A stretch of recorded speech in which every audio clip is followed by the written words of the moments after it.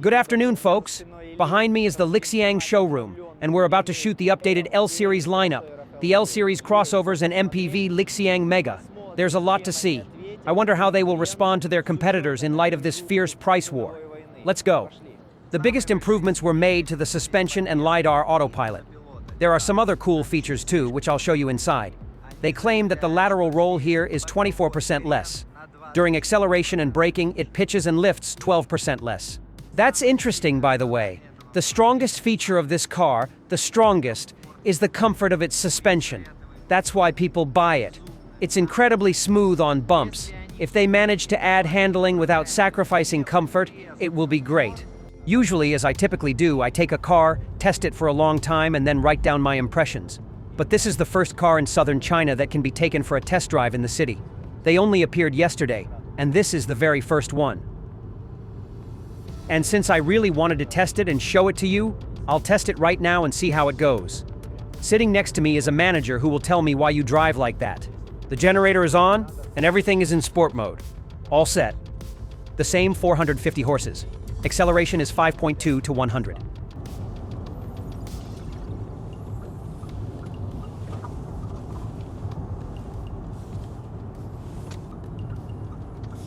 There will be a good turn here now.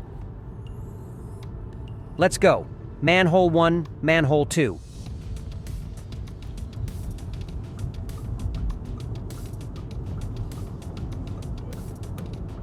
So let's do it.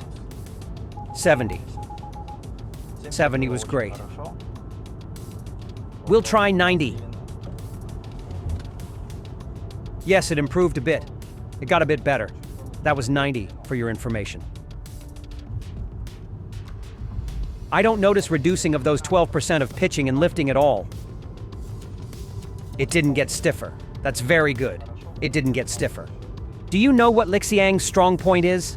I'm sure that's why so many people love it. No matter where you drive, no matter what kind of pothole you hit, the interior doesn't creak at all. It doesn't creak at all. There was a deep manhole, and it handled it well. Here's another deep one. And here's one more. It handles well. The cabin is completely silent, no matter what situation you'll get in. This is the absolute top on the planet. Trust me, I've seen many cars, including very expensive ones. Almost everyone has some kind of extraneous sounds. Here, there are none at all. You can clearly hear the suspension and nothing else.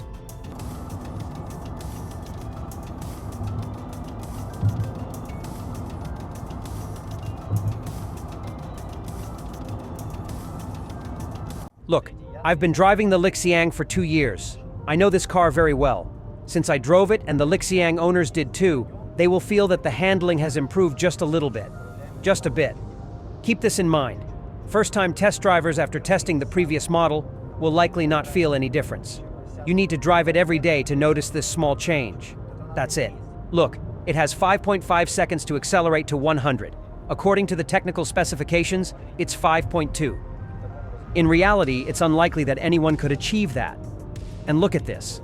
With this acceleration, this size, this comfortable suspension, this decent handling, and this crazy entertainment system, keep in mind the sound quality, the screen quality, the voice control, and everything else which is perfect in this car. With all this, my fuel consumption was 8 liters, 7-8, and it's warm here. Somewhere in the cold, it will probably be 12.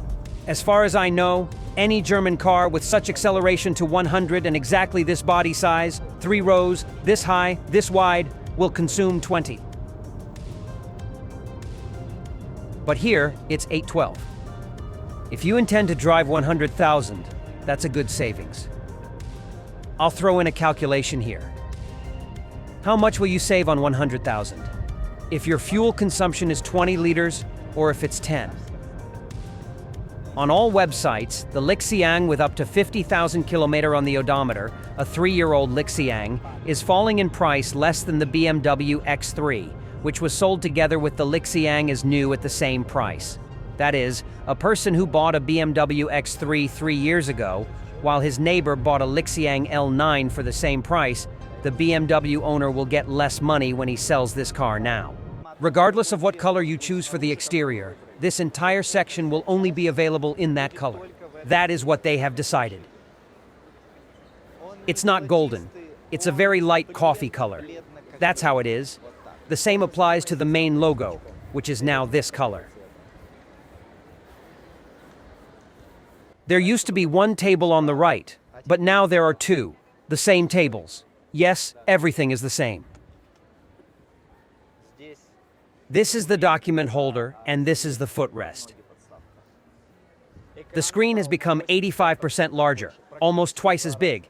It was 15 inches, now it's 21. In inches, it looks like this. In reality, it truly feels 85% larger, almost double the size. Hot stone massage has been introduced in both the first and second rows.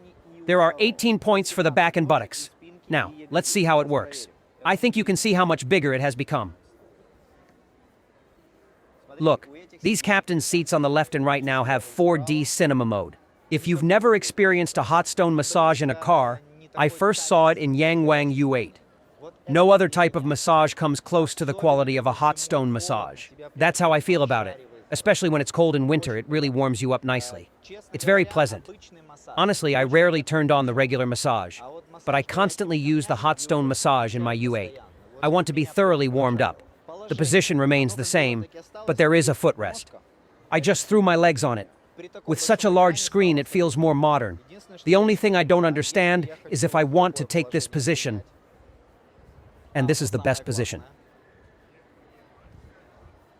This is just perfect for me. With this massage and such a huge screen, it's really great. But I want to pull up the footrest. Oh, I can adjust it. That's a whole different matter. Now I'm completely comfortable. It's absolutely ideal. I was missing the footrest here. Only these seats have 4D. That means depending on the scene, I can also feel vibrations and sound right from the headrest. The music is still the same, but they've altered the design of the speakers. It shines more now. Unfortunately, the upper fabric is still the same. Alcantara wasn't added. Do you know what this car needs? It lacks a bit of side support.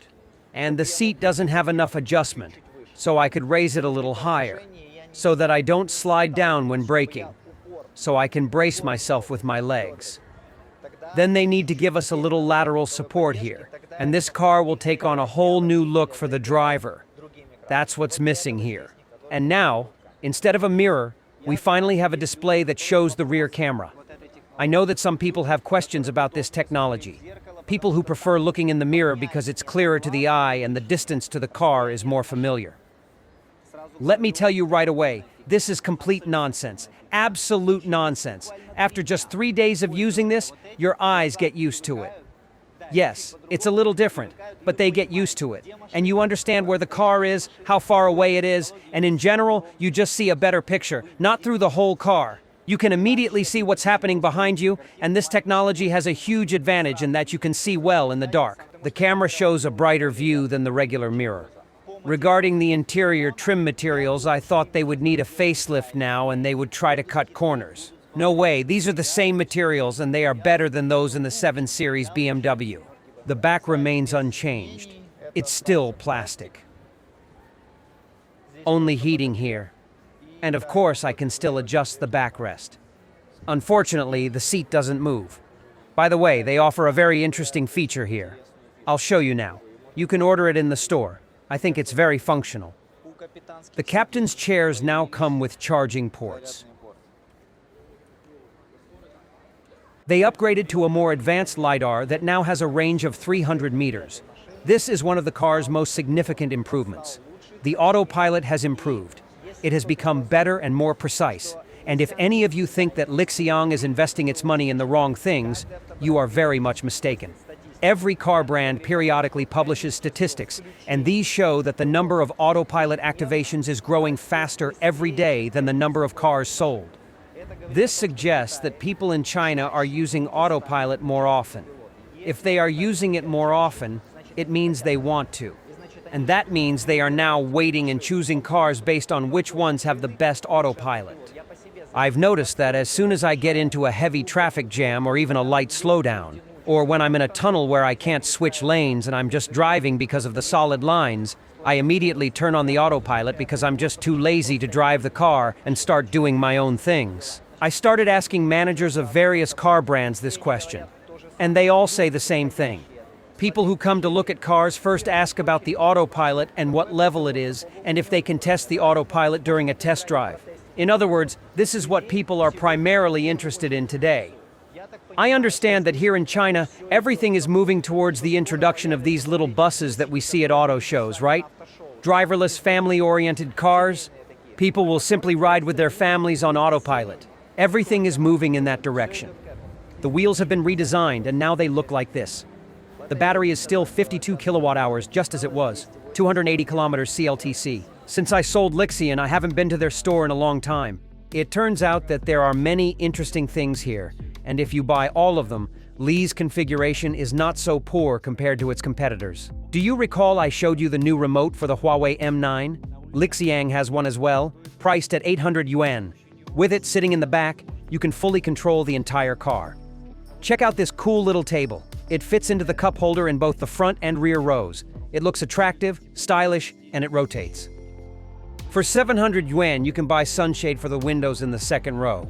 Apparently, it easily fits into the frame. For 169 yuan, you can cover the windshield. And here's a camera that can connect to the ceiling screen. The driver can see what's happening behind. 2,200 yuan for the rails. They were there before, and they can only be installed at the Lixiang service center. The case that is installed on the roof rails is expensive for 7,900. It appears to be electric. Here's an interesting solution. We went out into nature, unpacked, set up chairs, and are relaxing. In general, if you buy all of this, you get a pretty nice package. There are new colors now. Notice that no matter the outside color, the molding is light coffee. The newest color is light coffee. For now it's free, but later it will cost 10,000 yuan. The design of the wheels has been slightly changed. A new color has appeared inside, the same light coffee. The footrest comes for free. The price for the car has not changed compared to the previous L9. In the front row of the Mega. An auto door now. They told me that regardless of how much I press from my chest, I wouldn't be able to slam it shut loudly. I won't have enough strength. This is really interesting. We'll see now. I'm pressing 90 kilograms, 8 to 12 reps. Bodybuilders don't laugh. I'm not a pro. Let's go. It wasn't with all my strength. The second row of seats can now be turned toward the third row. So you've arrived somewhere. Oh, by the way, you can set up a table here and it has clamps. I'll show you how to set it up. And that's cool, right? Look, the materials at Mega are certainly very impressive. It's just luxury, especially considering the soundproofing and smooth ride of this car. And this, well, probably one of the softest cars I've ever felt. An incredible car. It's really nice inside here. It really needs a generator, of course, and that's a problem. I don't know how they will solve it. The issue is that they created a platform solely for electric vehicles. Why does the Mega have so much space in the back? Because there's no front end here. That's it. They've trapped themselves. Now they'll have to build a completely new platform. Either by imposing their brand or by wearing people down, they'll convince them that they still need to drive electric MPVs. Why are large crossovers and MPVs with generators selling better than purely electric cars right now? Because these are cars for long-distance travel. On the other hand, small sedans and small crossovers such as the Tesla Y are breaking sales records. They are sold as purely electric vehicles. They sell better than hybrids. In other words, people need the right type of car for each class. In general, Mega has a strange design. You have to admit, it looks nice from behind. It looks like a spaceship from behind, which is cool. But the front part is definitely an acquired taste. There are now modes that make it easy for elderly people to get in and out of the car. I'll show you now. There's even a special button for it. Here it is, 45 degrees. Pressing now. Okay. Well, cool. Ideally, I would pull up forward a little bit, but it won't do that due to the rails there. That's it. But it's easier to get out this way. And sit down. Then we press again. And I go in. That's cool. In this class of car, where children and parents are driven around, in principle, it could also be a corporate car. It's a great solution. You have to agree. And the same kind of screen. A large 21-inch one. They also delivered it to Mega. Do you know what I'm curious about? Is there a hot stone massage available here as well?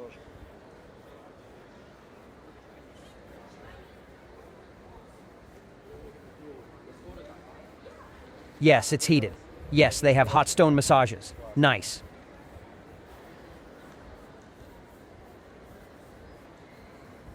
The inside of Mega is simply amazing. Such neat, light minimalism. Such costly materials. Everything is so advanced, technologically. The car periodically releases a slight odor. I understand that the climate control is set so that the car releases perfume every 5 minutes. Now it released some more and it's blowing again.